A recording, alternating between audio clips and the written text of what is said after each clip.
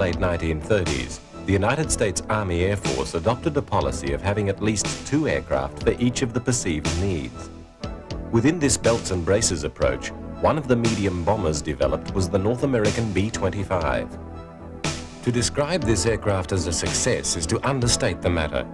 Not only did it fulfill the original requirement, but it also served a myriad of other functions. It is one of the very few aircraft that have been flown simultaneously by the Air Force, the Navy and the Marines, and it was the aircrew of those services who named it the sweetheart of the forces.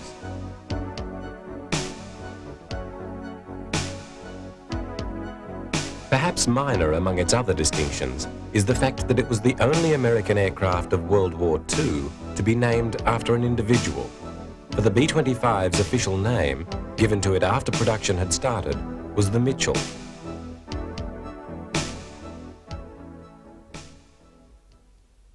The 25's namesake was General Billy Mitchell, a far-sighted Army Air Corps general who saw service in World War I and predicted that future conflict would hinge upon the outcome of war in the air. Against considerable opposition from within both the Army and the Navy, he demonstrated the potential of air power with the sinking of a captured German battleship, with bombing from a primitive biplane. Mitchell's vision and his stubborn promotion of air power were badly out of step with the prevailing moods of the service chiefs, and with both Army and Navy allied against him, it was to cost him his career. Between the wars, the Army Air Corps, restricted in funds, was often limited to mercy flights, dropping food parcels, and was relegated to delivering the mail.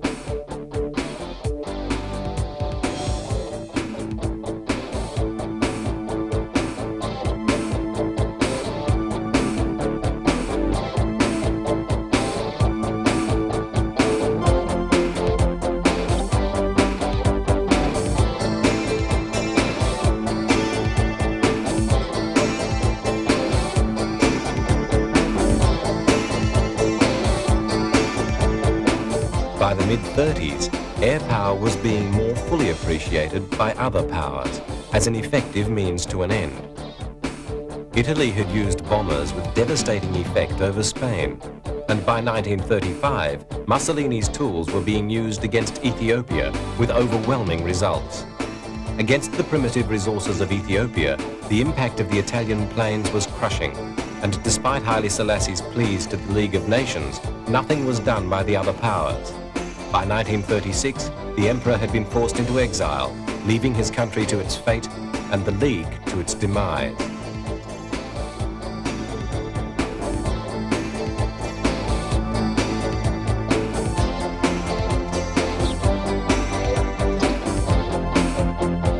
The turning of world events produced a few tremors within the USA, and perhaps significantly, in that year, cadets from West Point were given their first formal training in aerial combat.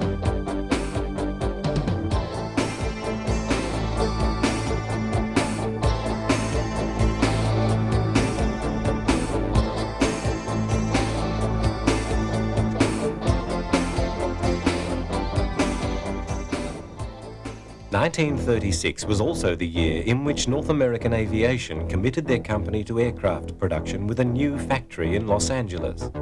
For the day, their product, like this observation plane with retracting undercarriage and other relatively advanced features, were sophisticated designs.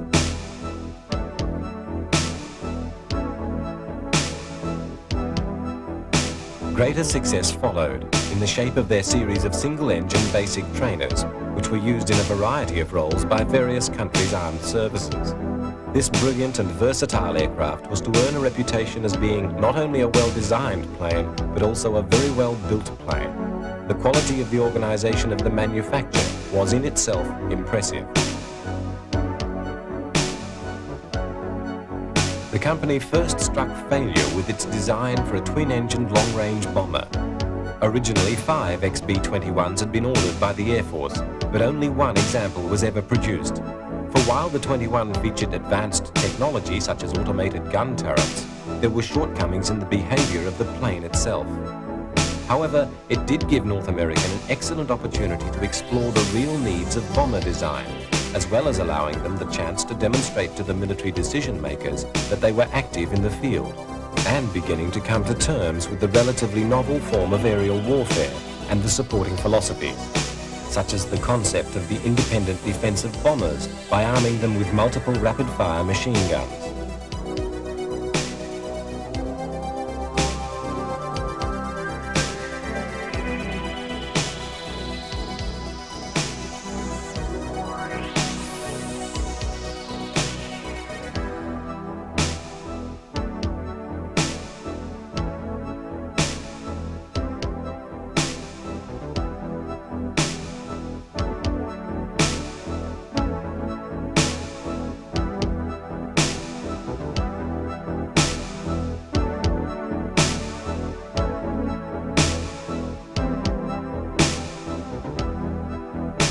Undaunted by the failure of the B-21, NAA proceeded to develop another design, and, using its own money, it produced the NA-40.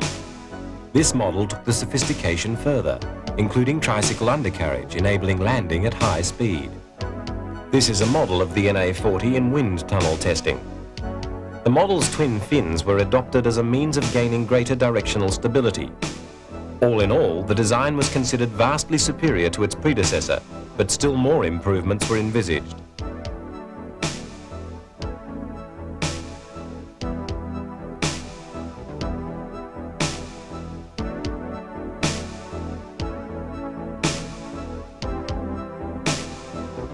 By the end of 1939, world events had taken further steps towards disaster, as Europe was swallowed by a new war, distinguished by the German demonstration of the overriding importance of air power.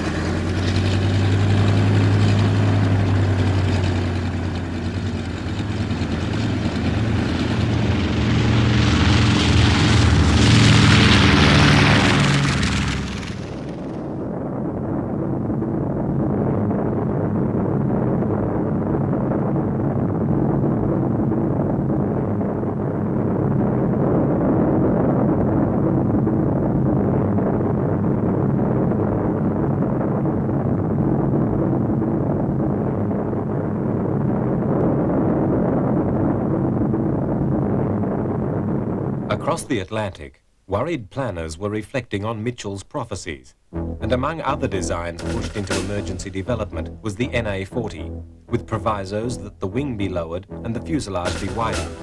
But even though these changes were considered essential, the design was favorably enough assessed for orders to be placed for 178 of the new type off the drawing board. The first of the fuselages was dedicated to weight testing. With the main support removed, added weight was placed all round the structure to test the design's resilience under stress.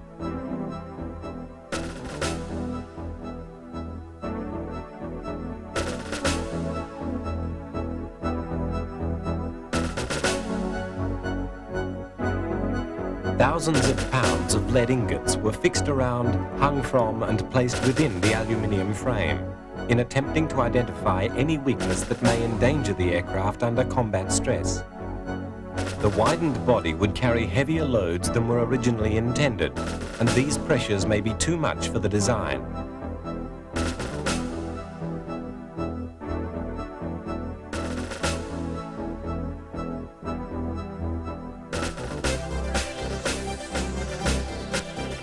If you look carefully here, you can see the panels rippling under the enormous sustained pressure, but the tests did prove the fuselage to be adequate. Elsewhere, accurate 1/12th scale models of the new design were catapulted into water to explore the shape's behavior on a ditching.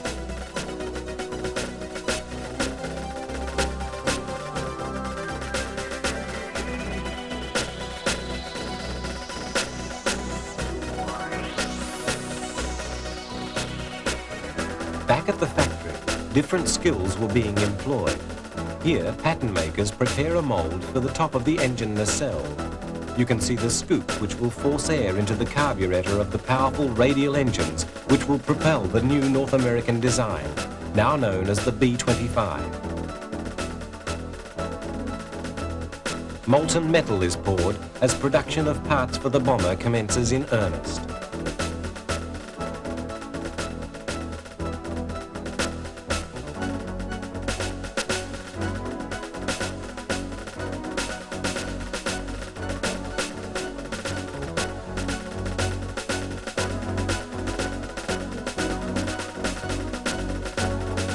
the main fabrication shop, workers begin to assemble the fuselage on a jig, and slowly the aeroplane's form starts to take shape. The very early construction of the B-25 still employed a great deal of hand skills and hard labour. At this stage of production, the planes were the product of tradesmen's individual skills, most fabrication tasks being approached manually.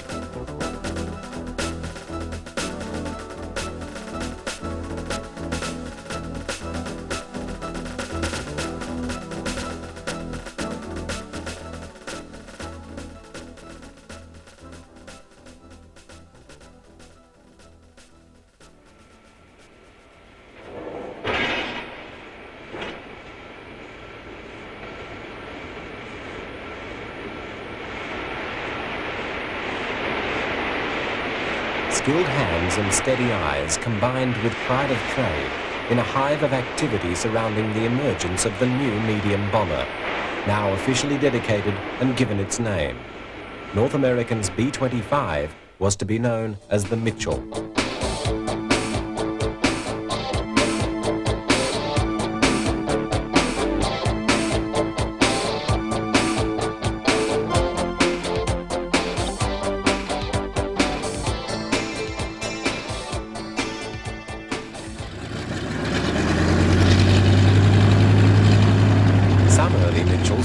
Their way to the United Kingdom, where they were soon embroiled in backcountry's involvement in the war.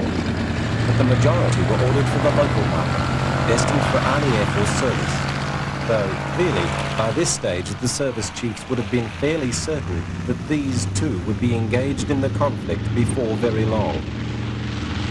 The aircraft's light weight-to-weight ratio and the balance of the overall shape resulted in a package that was very easy to fly. And this in turn inspired great confidence and easy acceptance from the crews. Clearly, North American aviation had a winner on its hands.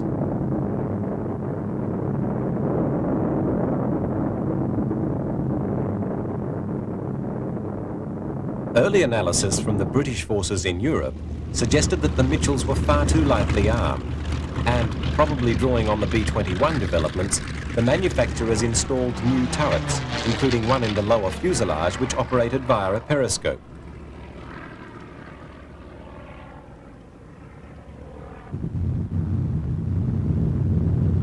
These added defences, although not fitted to all models, were to prove very timely, because on December the 7th, 1941, another chapter in world events was to be written. Japanese carrier forces unleashed their attack on Pearl Harbor, with devastating results.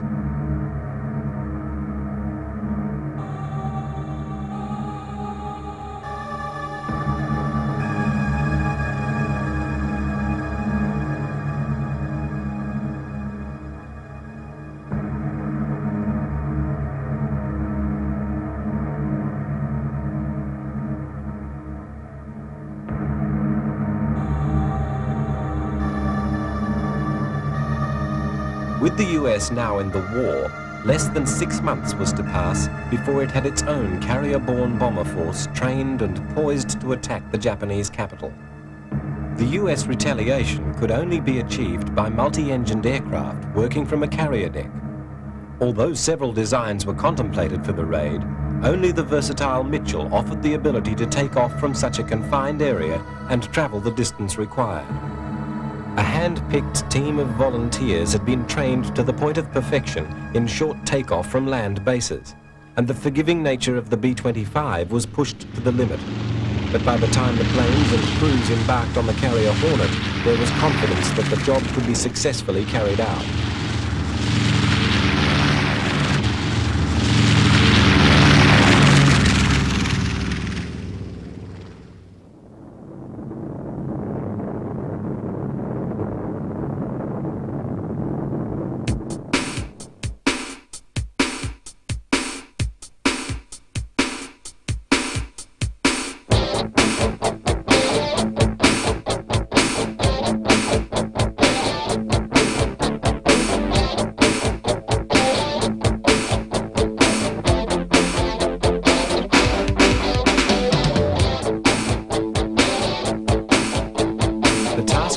approached Japan carefully, but while still short of the intended takeoff point, the ships were sighted by Japanese fishing boats. The boats were sunk, but this was not before there had been radio transmission from them.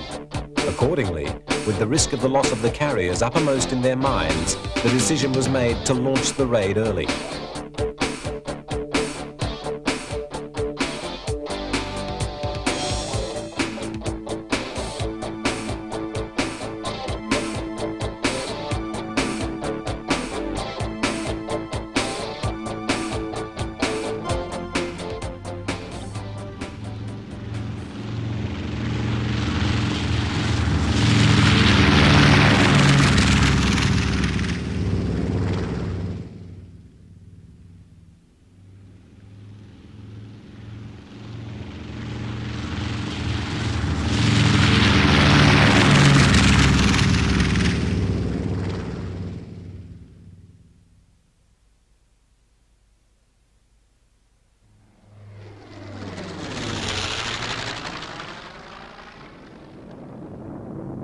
The attack on Tokyo cost several American lives, and all of the planes used were lost, ditching in the sea or crash landing. The raid had three important effects: demonstrating to the Japanese people that their homeland was not invulnerable to attack from American forces, causing the Japanese government to realize the same message and tie up a considerable percentage of its military power in defense of its home shores, and, perhaps most important, giving a boost to US morale.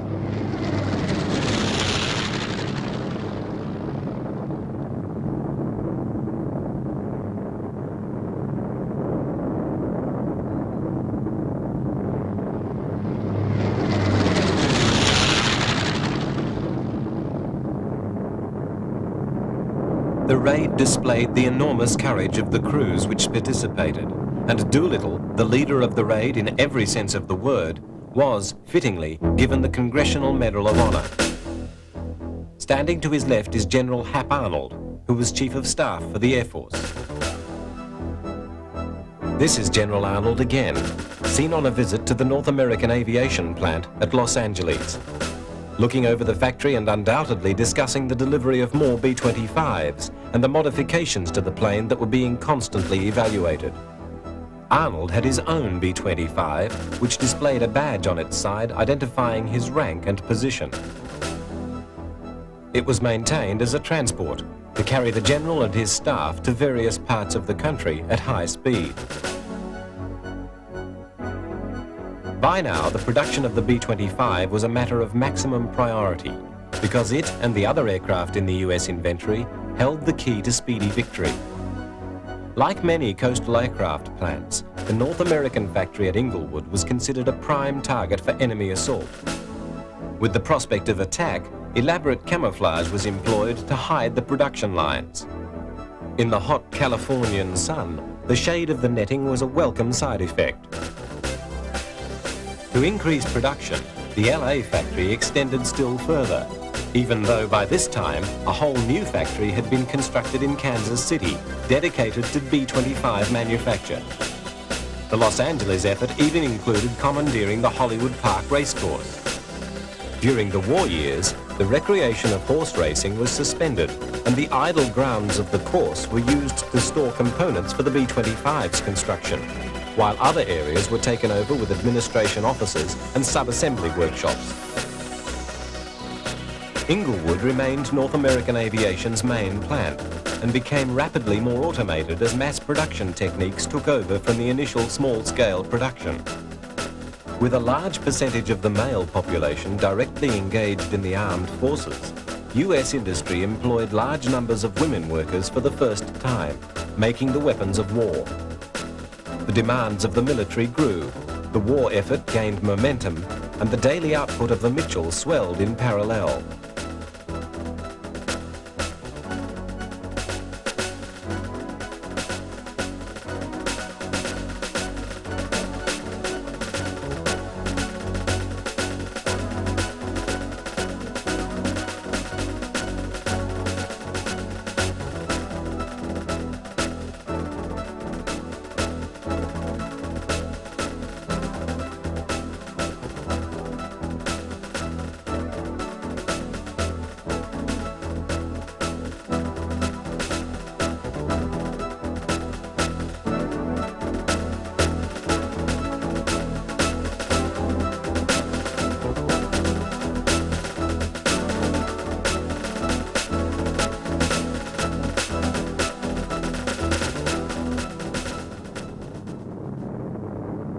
completed, the planes were immediately swept into the conflict, dispatched to bases around the world, and in combat and sometimes destroyed within weeks of production. The Mitchells found their way to practically every theatre of World War II in many guises. An early taste of fire came in North Africa, where they were used by combined Allied forces against Germany's Afrika Korps. Mitchells of the Army Air Force flew alongside B-24 Liberators and B-17 Fortresses in a persistent bombardment of Axis positions that helped greatly in forcing the eventual evacuation of German forces. Here, the Mitchells were employed in much the way they had been designed, as a conventional medium-range bomber. In this role, it had to run the gauntlet of anti-aircraft fire without deviation, with the bomb aimers focused on their targets.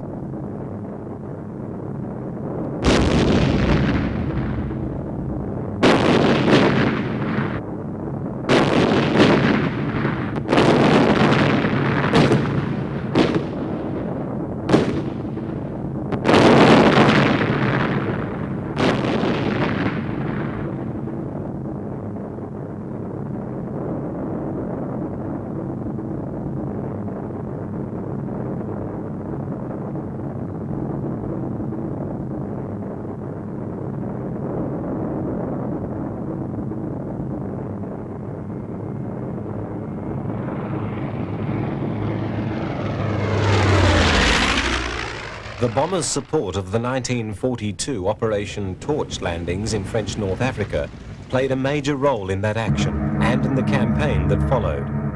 But there was a price to be paid by the airmen.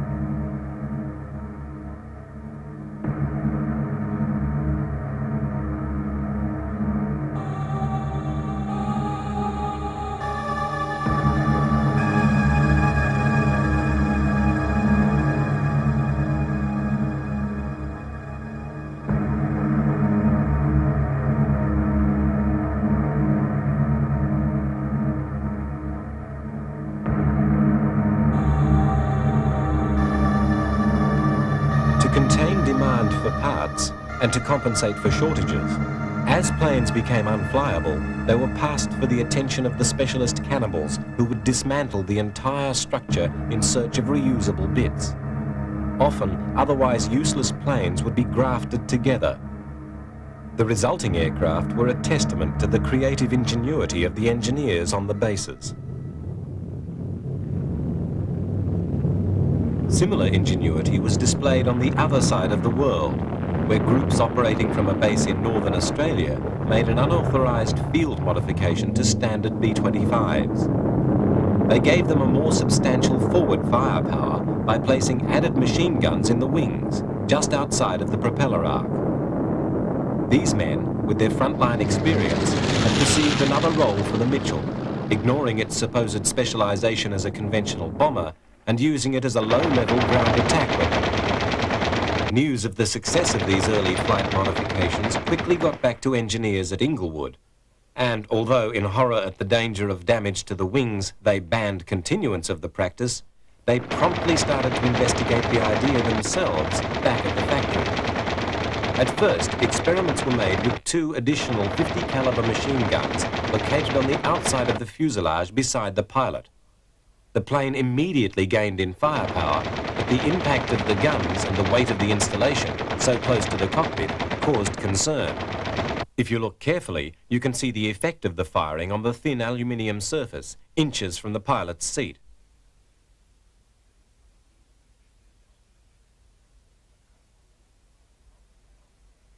To compensate, heavy-duty plates were added to the design.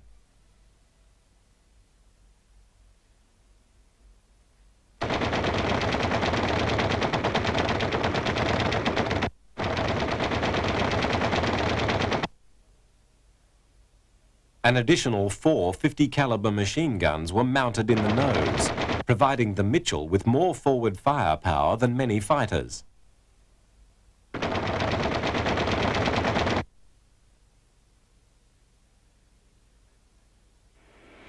The success of the manufacturer's experiments and the need for a versatile gun platform resulted in an extremely different plane from that conceived by the designers in the original concept. Soon the Inglewood plant was turning out the solid nose variant, with its stubby profile, with little to advertise the special devastation they contain. Later solid nose Mitchells were given even greater firepower, as the success of the plane in its new configuration became evident and suggested further experiments.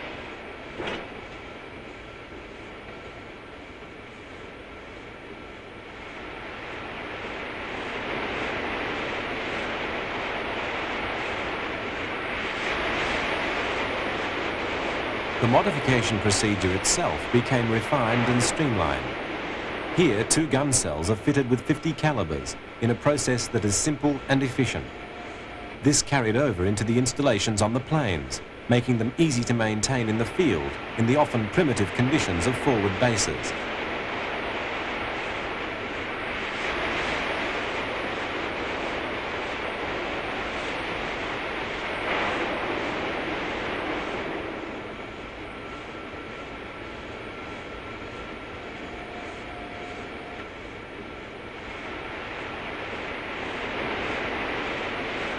You can see how easily these weapons can be attended to, and how effective they are.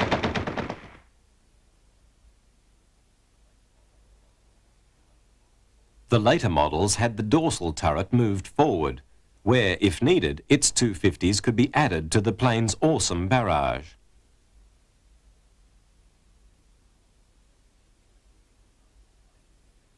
Shifting the dorsal turret left the rear of the plane even more undefended and could only be carried out in conjunction with equipping the B-25 with a proper tail gun position for the first time.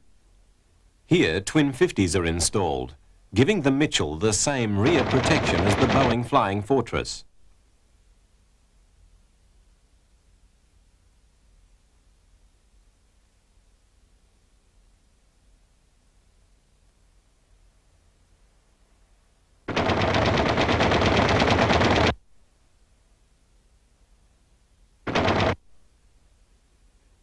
The ventral turret had never been a success, the periscope proving difficult to use, and it had been discarded.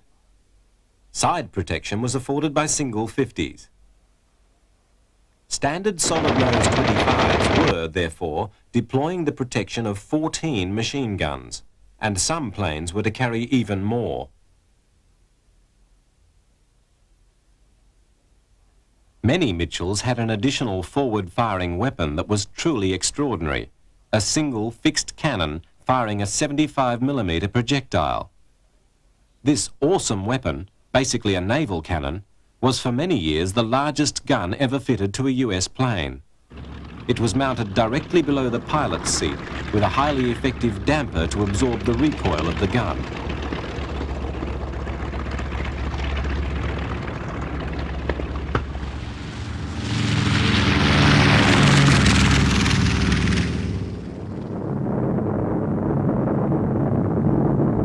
You can see here the size of the shell of the cannon and imagine its effect.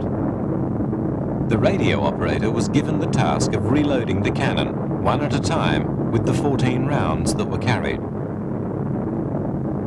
Some aircrew claimed that the impact of each firing of the gun was such that it actually had the effect of stopping the plane for a brief second of its flight. This theoretical impossibility must surely have been the physical sensation for the crew, and there's no doubting the stopping power of the shells on any target they struck. The jolt of the firing on the plane is clearly visible.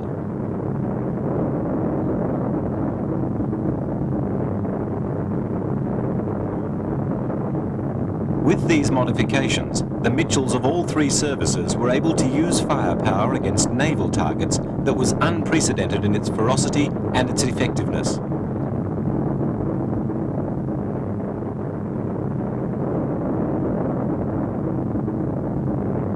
Tracers from the machine guns were used to adjust position to aim the plane before firing the cannon.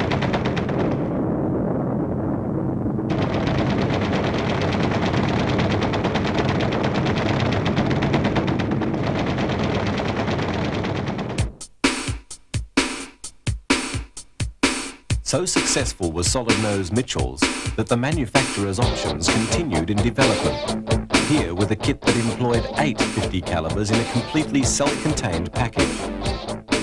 In a unique way, individual commanders found themselves with manufacturer-provided options on how exactly they wanted their plane's armaments tailored.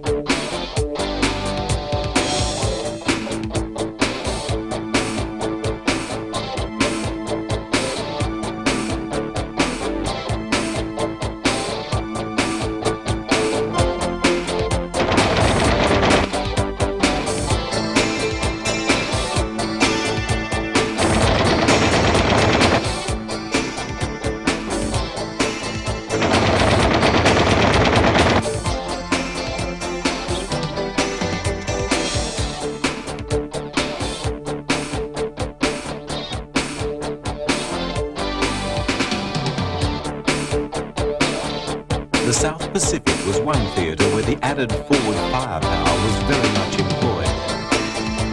This was an ideal environment for the B-25. The Japanese island strongholds did not need the saturating attention of heavy bombers like the industrialized centers of Europe. Rather, they needed the more surgical excision of the low-flying and more selective Mitchell. The precision of the 25s provided great but economical effect.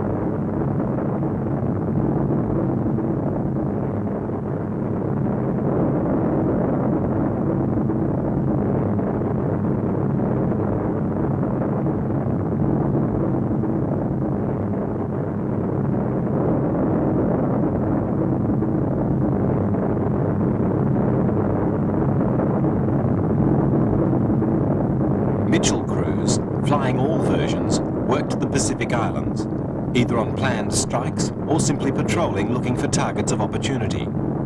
In either situation, North American's superb medium bomber employed its weight in similar manner and telling effect, sweeping in on its targets at treetop height and accurately blasting them.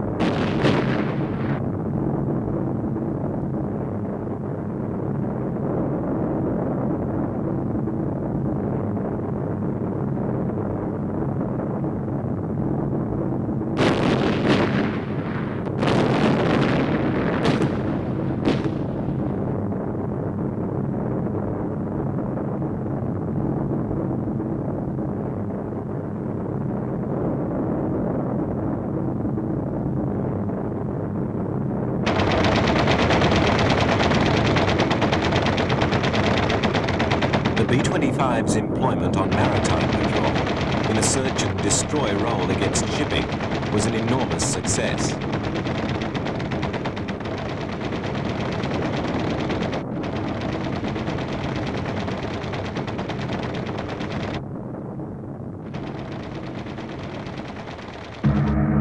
The Japanese fought fiercely back, and many Mitchells suffered violent ends, sometimes at the hands of flak or ground fire, and sometimes at the hands of the occasional Zero. Although the Mitchell was a robust fighting machine, its use at low level meant that it often presented itself as an accessible target.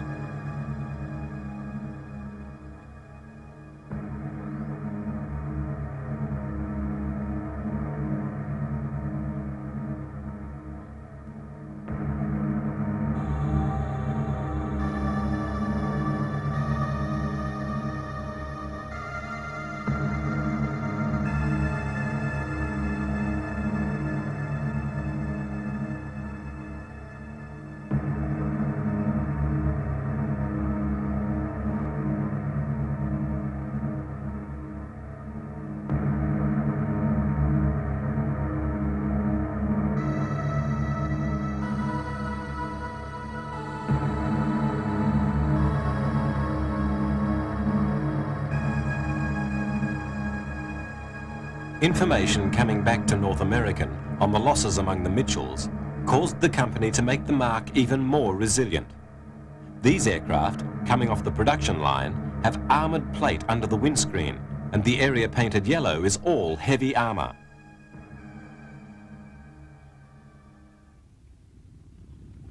Production at Inglewood continued, as it did at the Kansas City plant, not only for all three of the US forces, but also for the Allied Air Forces, including the RAF and the Red Air Force.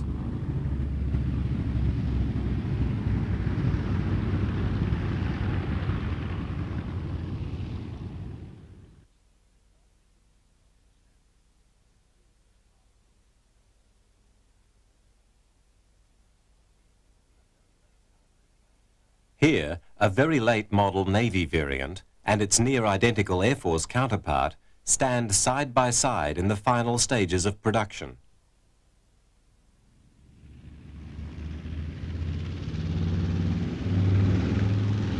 Some naval Mitchells were equipped to handle a single torpedo, which was mounted below the bomb bay, so that the doors could not be fully closed with it in position. Only after the release of the weapon could the fuselage be sealed. Though effective, this must have been a very drafty way to go to war. Less than totally successful with the erratic iron bombs of the day, the B-25s would still, on occasion, tackle conventionally delivered bombing from the safety of a high altitude.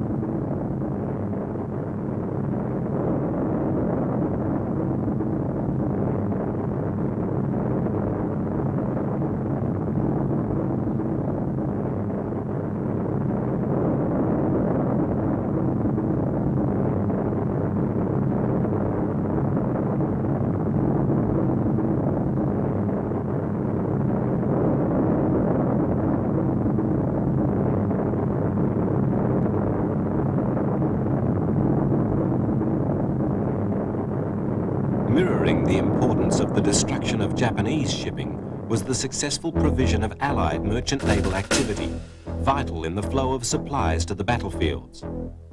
Hundreds of thousands of bombs moved around the world in their holds. Munitions of all descriptions found their way to the fronts and to the bombers which delivered them.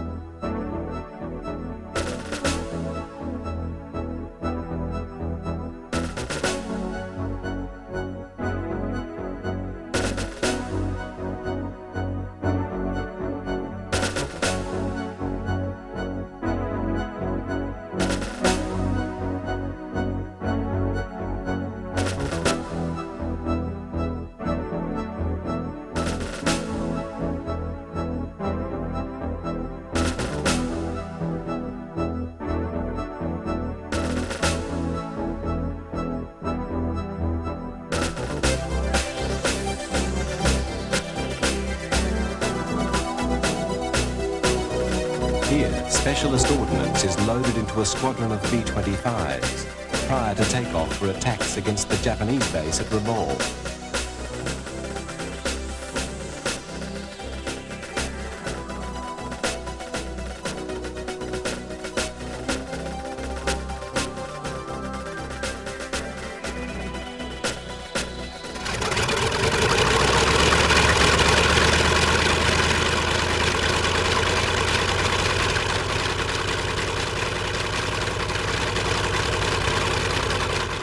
Looking weary and war-worn, these Mitchells, which appear to be the C model, make their way on one more mission.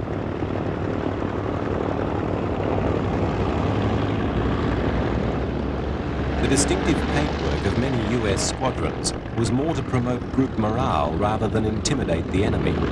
But with the level of attack employed by the Mitchells, it's certain that some of the livery would have been clearly visible to the Japanese troops.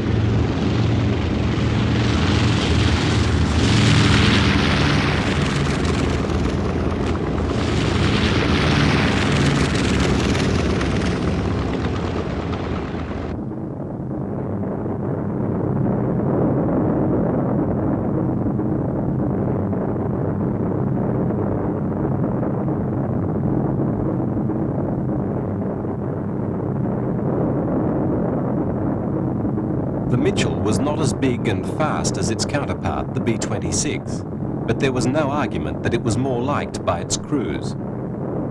For the crew of the B-25, there was comfort in the plane's responsive maneuverability, in its robustness, its ability to sustain damage and still fly, and if all else came to naught, in the fact that the plane was easy to get out of in an emergency.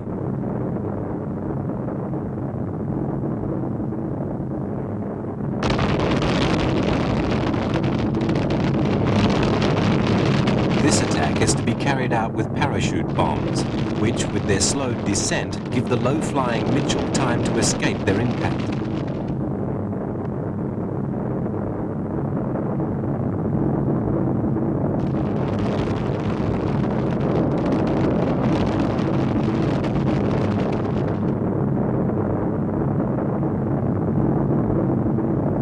Here, if you look carefully, you can see the effect of skip bombing, where the bomb bounces off the ground on its way to the target, exploding on its second contact.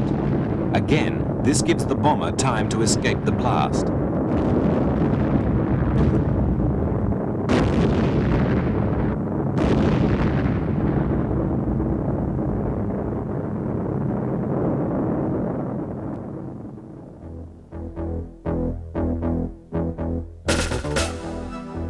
Advancing US troops would see the results of these raids in the form of wrecked Japanese aircraft, bizarre and stark monuments to the effectiveness of the B-25s and other Allied attack planes. The Mitchell, even though it had been evolving steadily from the original role, was still very much the same plane as originally submitted to the Defense Department back before the US involvement in the war. In 1944, the North American plant at Inglewood made its last B-25, although the plant in Kansas City was to continue in production to the end of the war. The California plant was turned over entirely to construction of the P-51 Mustang and later jet development, which was to lead to aircraft like the F-86 Sabre. These aircraft, the last to leave the California plant, are of a batch of 1000 H models.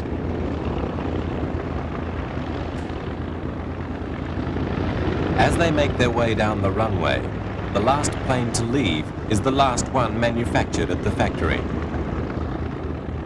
Named Old Bones, it was covered with signatures and messages from the plane's builders, the workers at the factory, and looked slightly bizarre with its graffiti covering. It was deployed to action through India and saw service with exactly the same appearance, the crew never wanting to cover the handiwork of those who built the plane that would hopefully see them home again.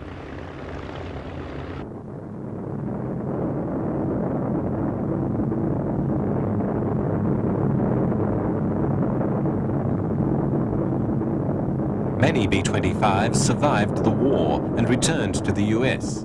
In the post-war years, many continued in service in a variety of roles.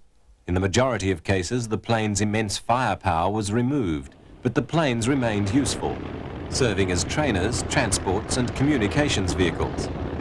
Many surplus Mitchells were purchased as private planes and refitted as executive transports. The versatile basic concept took all these tasks in its stride. At the end of the day, the Mitchell had been produced in greater numbers than any other Allied twin-engined bomber, and it had seen service in more theatres and in the liveries of more countries and services than any of its counterparts. Even today, the few still in the air are a joy to fly, responsive, calm, and forgiving. It's no wonder that it earned itself the title Sweetheart of the Forces.